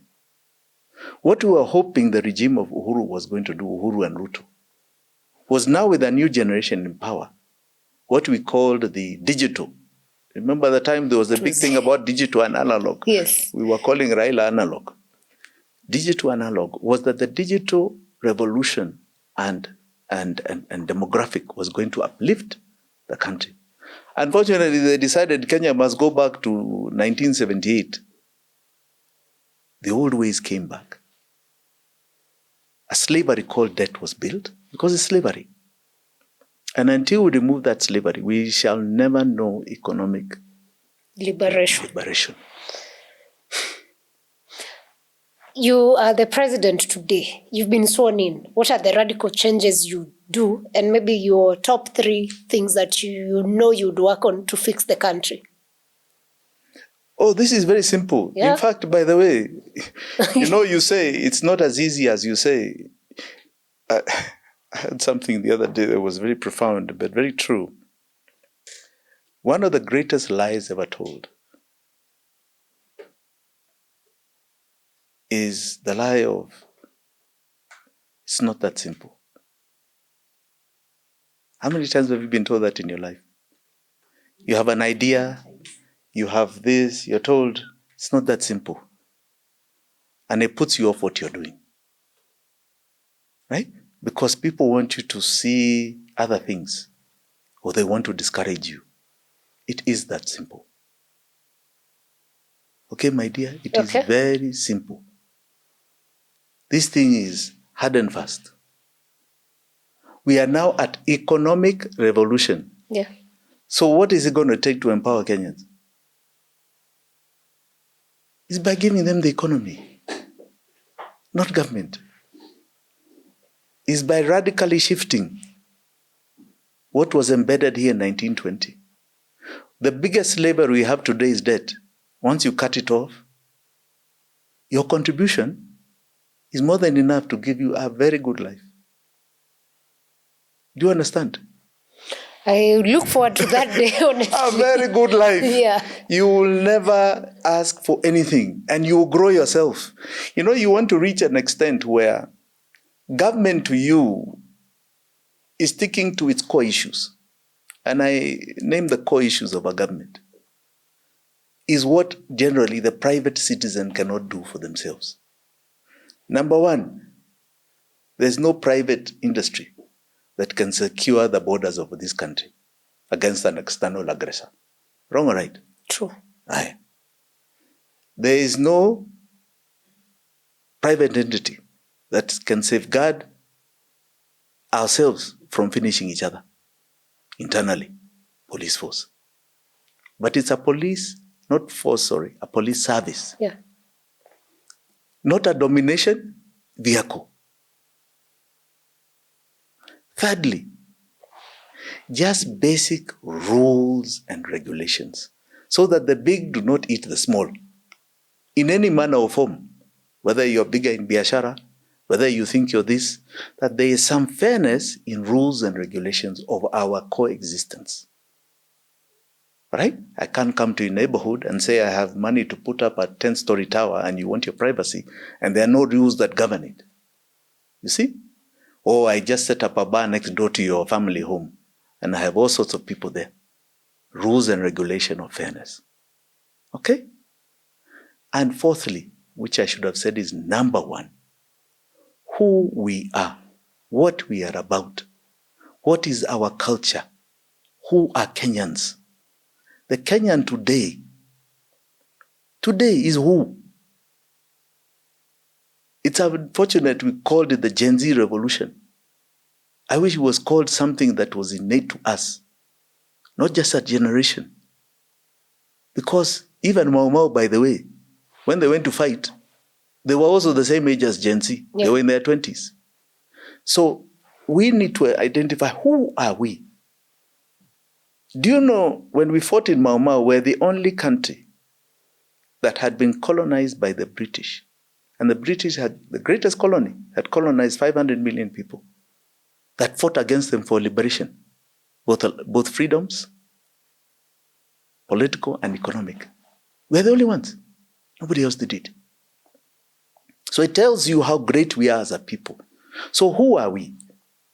Today we are a mix. We don't wear our African clothes. We have English names. You're Sarah, I'm Jimmy. We have followed the Mzungu's religion. We used to have religion before. Yeah. Right? But look at us. We are very special. We do things even that all other African nations that war the world. We have great runners. Right? We have a great Kenyan spirit of unity. Look at the way we are now of our football. Look at how we are against taxation. Look at how we are against the involvement of any impunity here. We can't take it. Right? Look at how we fought for a new constitution, which came in peacetime. Right? Look at how hardworking we are. Look at how great we are at clubbing. When it comes to clubbing, we also have that. Yes. You know, look at our creativity on social media. I mean, hey, KOT, how great and innovative. Even Tanzanians were shocked the other day. Right? They could not have imagined Suluhu being hit the way she was hit. Yeah. Okay? And how even Tanzanian MPs were analyzed to their capacity and they are saying, Sisi ni wajinga. Right? Now, look at who we are. So in our own way, we need government to articulate and help us find our cultural revolution. Because when we have identified who we are and understand that this is what we espouse, right? So we know what is acceptable and what we don't accept. I'll give you an example. The UK has probably the smallest constitution. Fewest pages. All right? Mm-hmm. But because of particular norms and acceptable practices, a prime minister who resigned because he had a party during the time of COVID. Here, a president is caught stealing, and tomorrow is another day. Caught killing.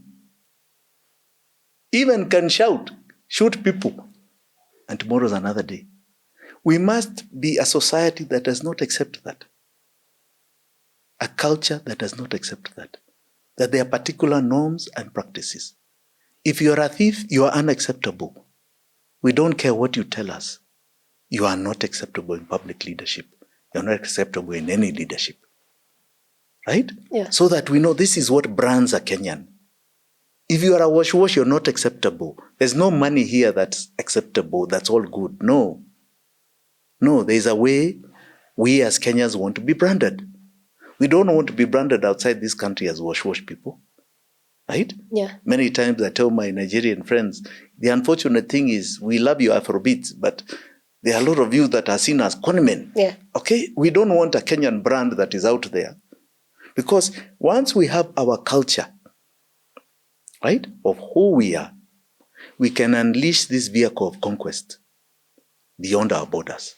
True. We can go out, and somebody knows in Tanzania, and this is a Kenyan teacher, they know they are going to grow because of that teacher.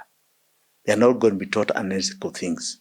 They're going to be taught great things that will expand them. You see, yes. This is a Kenyan business person. This is a Kenyan nurse. They are the best. When we were young, here, the best doctors were Indians. Okay? In nearly every town, because they were ahead of the African getting, right? So if you didn't find a Mzungu, you found an Indian. The best teachers were known as Indian because they were the second-class citizens that took over from the Mzungu. We were last to go to school. Okay? So we were behind, right? We want a situation where the Kenyan goes even beyond these borders and is so respected as quality, as ethical, as moral, okay? That this is the brand of who we are. Right? Yeah. Today, if somebody tells you German engineering, you believe is better than Japanese. Why? It's branding. It's branding. Seems you believe that. No, I don't. I think if you read a lot of science, a lot of science, a lot of engineering, by the way, they tell you Japanese passed Germans a long time ago. But the Germans have a way of branding themselves so that they can price themselves at a particular market. So who are we as a Kenyan? We need to get to that level where we are priced different, right? Coming here is something that's priceless. Being here, everyone wants to be here, right? Yeah. Us being somewhere, we are not going there as slave labor of Rutos. We are going there as Kenyans of value. And in fact, why are we going? Why are those people not bringing those things here? Look at Japan. Japan is now what you call a failed state because they do almost a failed state, they are saying, because of population. They don't have a young population to work, but they have a lot of industry. Why do you want to go there, learn Japanese, get jobs there? Why don't they bring the industry here? Okay? Yeah. Why are we not that country that grows to the lengths with supply contracts like you see in China? China today can assemble 200,000-300,000 people to do a task. Yeah. Can we? At the moment, no. We cannot. Right. Yeah. This is what a government does. 4 things. Beyond that, Sarah, you're capable of building your own house, are you not? Very nice. What you need is access to capital. I like the 4 things you've highlighted. In addition, I would want to know how your foreign affairs policy would look like. Because Kenya in the past, actually even now we're still in that murky waters of being checked by the US. We are going to take away your non-NATO ally status. We're going to check our relationship. Yeah. How would that look like? You see, the world has changed dramatically. I think if you read by all indications, and I think Trump is a great catalyst, it's an economic frontier. Even the so-called globalization order was more an economic agenda. The issue of guns, wars, nuclear, these are not the future. All right? So it's an economic frontier. And in economic frontiers, why are you aligned? Kenya has prided itself on being non-aligned. Why are we aligning? We don't need to align. We don't need to be a NATO ally. For what reason? For what reason? Please tell me. We have survived 60 years without doing those things. Everyone is our friend. We must look at everybody as Soko. Both ways. Okay? Yeah.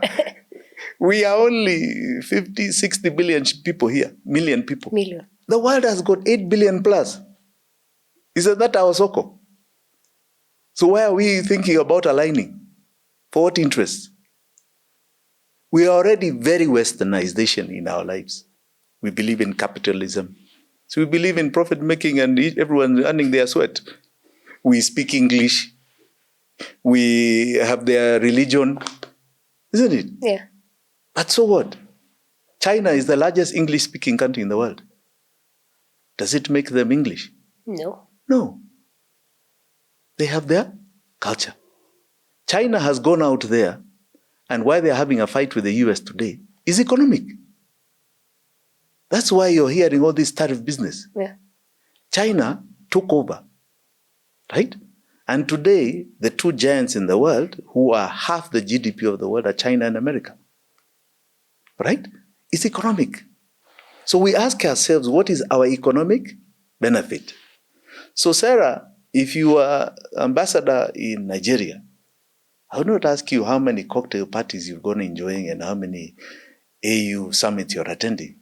I'll ask you, how much biashara are you giving to Kenyans? Have you opened up a soko there for them? Are they able to sell avocado?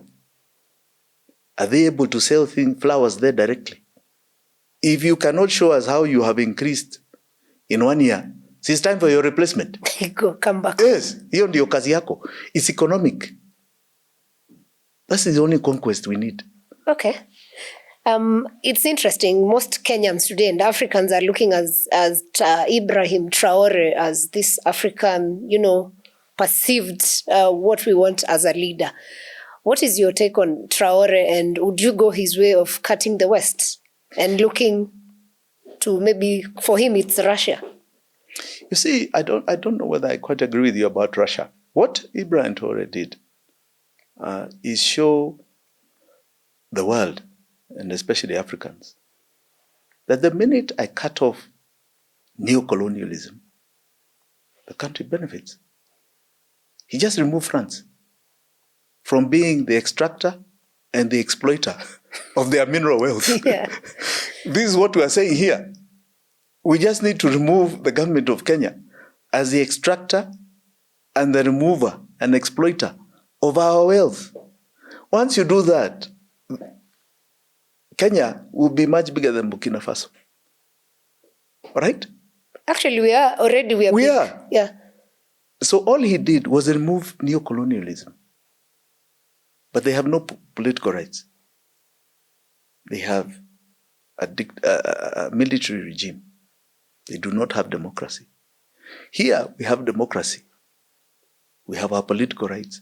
Imagine now when you remove that heavy burden of the same aspect of neocolonialism that is in the government of Kenya.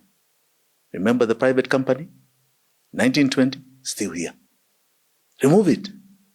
And that's exactly what Kenyans will see. A wealth and a future and a prosperity beyond their imagination. And that is the time we are in. That's a conversation we should be having. And when we are having this conversation, please remember, we are all one tribe. We are the tribe of Kenya. Yeah. There's nothing like, there's more that unites us than separates us. Don't allow politicians to separate us into different tribes, into different shapes and sizes. It's nonsense. We all want the same things for ourselves, for our families, for our country. We all want the same things for our future. Okay? Yeah. And don't let us be robbed by people trying to put us in those divisions. Those divisions were set up by the same Muzungu, 1920. Keep them all separate, divide, and rule. We are one tribe called Kenya. So Sarah, you're my tribesman, my tribeswoman. Right? Yeah. Everybody is one tribe. And as one tribe, we must look at conquest beyond our borders, not of each other. Let's pull our diversity together. Everyone has got their strengths, and everyone's got their weaknesses. We complement our strengths and our weaknesses and conquer. Because we can't be great if we do not conquer beyond our borders. Very true. What do you think of Traoré as a leader? So far, so good. He's had the courage. Let's see him walk the political line after the economic. however, when he decides to do it, because that will be the true test. Okay. Interesting. On the larger geopolitical space, your thoughts about Trump as a president, and also do you think he will end the Russia-Ukraine war? Trump is an impressive man, a very impressive man. That man has broken the traditional two-party state of America. He has created a new politics called Trumpism. All right? He desecrated what was known as the Republican Party. He's desecrated the Democratic Party. He's pulled people from all sides and created Trumpism. Right? On simply one agenda, America first. We are no longer just big brother of the world, at other people's interests because we have got more. Us first. This USAID business, okay? No, why are we giving others? And in fact, there are some charlatans here who are making money. Us first. There are some people here who are on the streets, and yet we're feeding others on the streets. Okay? Yeah. Us first. We be big brother to ourselves first. Kenyans have got to start thinking the same way. Globalization is a secondary agenda. Right? Let's think of our brothers and sisters here. Trump is definitely changing the way the world order is. Yeah. Right? And understand the world order. We had a world order until the Second World War. Second World War created a new order of America. That's the one of the finance. That's the one of the World Bank. That's the one that created, even gave us, in a sense, independence. That's the one that went capitalist when the old order was communism. When one went communism. Remember? After World War II, you had Russia that went very communist, stayed there, and socialism as an economic order. And America led the war in capitalism. Right? That climaxed with the end of the Cold War. That's when we got our multipartyism. What is happening with globalization is that now you've had the emergence of a state that's not democratic called China, but has taken over the economic order, was catching up to America. And America, without its force of money, becomes a diminishing empire. What Trump is trying to do is catch up. I don't know whether he'll be able to succeed. So you think he's threatened? Curtail, very threatened. America is very threatened by the growth of China. Very threatened. And these are not the days you can keep using arms. It's good. Trump is not a guy of too much of that. So there is a big issue. Russia is, at the end of the day, in the same camp as China. So you talk about the Ukrainian war. What is it really about? It was about a border. Yeah. That Ukraine was extending to NATO. That Russia felt threatened about. So if that interest is taken care of, I mean, would you allow your enemy to come to your door here? Hell no. And just shoot, and you can't react. So that is the real issue there, right? How close are you going to allow NATO? Right? Yeah. Judging by the way Trump is, I think there is a bit of understanding of where Russia is coming from. So it'd be interesting to see the dynamics of that. But that is not determining the world order. There's more of an old order, a world order being determined out of what's happening in Israel with Gaza, because now there's some things there that are being accepted that were not. And then there's certain rights to the Jewish community that are still very embedded in a lot of the West. So that's going to be a dynamic aspect. And you could see Trump very much on the side of Israel when it comes to that. Trump is changing the way we all look at economic order. Tariffs is his biggest thing. This whole tariff war, which was removed by the attempts at globalization, is where the game is. And you don't hear Kenya in that discussion. But not our neighbors, but South Africa has found themselves in that war. In terms of tariffs? Yeah. No, even us a little bit. At least we have 10%. They are 30. Yeah, they are 30. Yes. That's the point. That's where the discussion is. which would bring us to the discussion of money here. That is where the world is. That is where the world is. It's about the economy. Yeah. Right? And our placement. So when Ruto starts saying that China and Kenya are changing the economic order, you wonder where is he talking from? Okay? Yeah. Really, where is Kenya in this discussion? Africa, remember, is only 4% of GDP, the size of France. Yeah. Africa. So where is Kenya in that spec? We're nothing. So we should be thinking, where are we not in that discussion? So how are we going to be in that discussion? How do we grow Kenya to be on the table? Yeah. South Africa is on the table. We are not. We are not called to any G20 summit to be on the table. If we are invited, we are just like, you sit at the back and just keep quiet. Okay?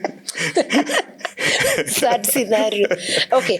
I know Trump and President Putin have a meeting on Friday. What do you think is going to come out of that, and how do you think that out of that meeting Zelensky will be treated? Well, let me say this. In all sincerity, the one thing I like about Trump, he's a peacetime president. Yeah. So you think he's going to have a for some of us who like biashara thrives very well in peacetime. Yes. Okay, there are those who thrive during war. That is true. But in peacetime, you get a more growing population, a larger circle. So anything that brings peace, because, we must value life, isn't it? Yeah. One life as capacity to be your customer tomorrow, right? To be your potential innovator tomorrow. So let's value life.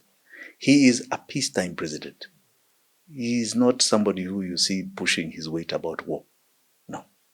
Okay. In fact, any intervention he's tried to do is about peace. And I like that. I definitely like that. Great. Okay, I'll ask you one final question of your closing remarks to people who are watching. But before that, my social media team will kill me if I don't ask you just quick fire questions. Very simple. Straight up. Uh-huh. What's your most expensive watch? No, you can't ask me that. It's a watch. It's not anything else. I learned in my culture. Yeah? As a tribesman, and I know it is in every culture in Kenya. Long time ago, they used to say if you count how many goats you have in your pen, you are cursing yourself. That's why somebody will say, oh, you look like you have 50 goats there. You said, no, I think they are 10. I don't know. I don't count. Maybe wamezana sijui. No, okay. So let's pass that. Uh-huh. Okay. Your best car model. Car model. That's interesting. I wish I was a big fan of cars. I'm not. But my best car model, probably a Bentley. Bentley? Yeah. Okay. The football team that you support in... Chelsea. Whoa! Okay, I see that. That's very interesting. Your best and world leader that you admire and why? Best world leader? Yeah, that you admire. Living over time? Or living today? Yes. Currently, I have difficulty with that. I must be honest. I have great difficulty with that. Let me hold that for another time. Because I've yet to see a leader that is really... Trump is trying, but a leader that is understanding the times we're in, the technological growth of the world, yeah, the value of life, the difficult times culturally, religious, that is fully capitalizing on it and helping usher the world into this new era. I have yet to see it. Okay. Are you a lot of the playground are bullies, like I have more guns than you, so I'll shoot. I mean, these are like a lot of school games, yeah. Right? I have more money than you, I'll deal with you. Rather than a consensus of how to shift the world, 8+ billion people, into a direction, and yet there's so much information. There's never been so much information in the world as is now. Yeah. Right? And nobody is capitalizing on it. We are still too small, but Africa, I believe, Africa as a continent will be the one that turns it. I've yet to. I cannot. Okay. I cannot. Best F1 team? You're hitting me there. Say it. Not driver, team. I Who was will a big compete? fan of Mercedes. Now you've moved. It's Team Red. Now I just watch. Now you. Now I just watch Okay. and cross my fingers. Okay. Yeah. Best food that you enjoy? And I'll tell you why. You know, I never used to enjoy F1. I used to wonder, what is this elite sport everybody watches? Until I had the privilege of going to one. Wow. And I got to understand, invited by a team, and I got to understand what happens in the back room. How many engineers? Yeah. What it takes, you know? But like particular team had something like $50 million they were putting towards just the staff, the engineering staff, the PhDs, all these, just to bring down the car by 1 millisecond of a speed and all. So when you understand, you know, that the thrill of this and what this does and what it has created, yeah, out of this, how much scientific knowledge has gone out to the world to help us in other aspects of our lives. It's just phenomenal. That's when I got to appreciate it. Oh, Before I used to see it as a very elitist sport. Okay. Yeah. Best food that you enjoy? Best food. I used to be a great lover of fish. I loved my salmon until I was told by my nutritionist not too long ago, the mercury content on these things just cut off. So fish, I can say. Okay. So you're still enjoying your fish? No, I'm now having to try and look for something else I enjoy. Very interesting. This one was very particular. Ask him if he's ever boarded a matatu. It's not that was actually a question from the team. It's a yes or no. I can see Willis laughing. No, I haven't. You haven't? No. Someone from the team offered to take you on one. Anytime. Okay, you got it, Kamnyama. He asked the question. Anytime. Yes, and I think those were the questions I was given. I don't know if there's another one. But just confirm if in case I missed one. Okay, clearly there is none. I don't think there's anything I missed. So, yes, this was my question. How many bunkers does your house have? That's for you to discover. You want me to put it? You want me to put it on air? You know, even if you told us, you want to put it on air. Who are we informing when we put it on air? Anyone watching? Yeah, Our people. And why do I have bunkers if I have? Because every time the cops come to your house, they never find you. So now you want me to tell them? I'm sure even if you told them, they wouldn't know.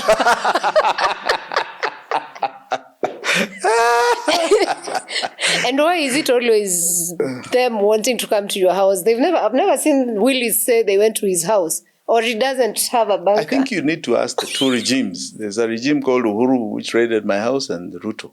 Ask them. Okay. Why they keep coming. But they're always welcome when they come. They're most welcome, but they're wasting their time. Why don't they just call me? I don't know why they don't have the decency to just send me a summons. I'll appear. Even after the raid in my house recently, last year on Ruto, they sent me a summons, I appeared. I also showed them that you can't arrest me. The court has said you can't arrest me, and they ignored the court order and arrested me anywhere and kept me in Kamkunji for a night. How was your experience? Sawa kabisa. Was it the police first time? were very friendly. No, it was my second time. I think Uhuru had done the same. It was my second time. I was in Kamkunji. The police were inside the station were very good. My fellow jailers were, the fellow customers, let me say, were also very good. They kept me laughing all night. Did they so feed many you? Stories. Yeah, I ate. I had no problem. And I had a good time with the fellow inmates. I actually had a good time. People made me laugh. All of them telling me their different stories. It got to a point I told them, listen, you guys, now, so you just leave me. Let me just sleep half an hour. You know, I'm in court in a very short time. So you let me sleep half an hour. They just stories mingi. Okay. Yeah. Kenyans are lovely people. That's nice. Yeah. It's nice to hear. I did not have a bad time. Great. And then the court told them, you can't arrest him. He's released immediately. So I don't know why they don't summon me. The decent thing, right? Especially with the political rights of the new constitution, is just be decent to others. Follow the law, right? Here you're telling a police officer, these are court orders saying you can't arrest me. And he decides he's becoming a criminal. A law unto himself. And a law unto himself. I mean, these are the things now we need to change in this country. Across the board. Today, a policeman, right, Sarah? When you see a policeman, if you're walking at night, do you feel that's your safety or your problem? It depends. Sometimes most of the time. But for most young people, it's actually scary. For most young people, yes. And these are the things we need to change. And we have ideas and solutions of how we are going to change that fundamentally. Okay? And I'll give you one. And I'll say it here. That domination arm of the police is because they still answer, even though they have their own independence in the constitution, they still answer to an authority that is inside, called the company. Remember, they're the watchmen, right? Yeah. They protect the house, right? Yeah. Of who is inside. An OCPD, for example, who is a divisional commander, has the same jurisdiction as a sheriff in America. All right? Right? With the population, number of OCSs and stations under them. Right? Yes.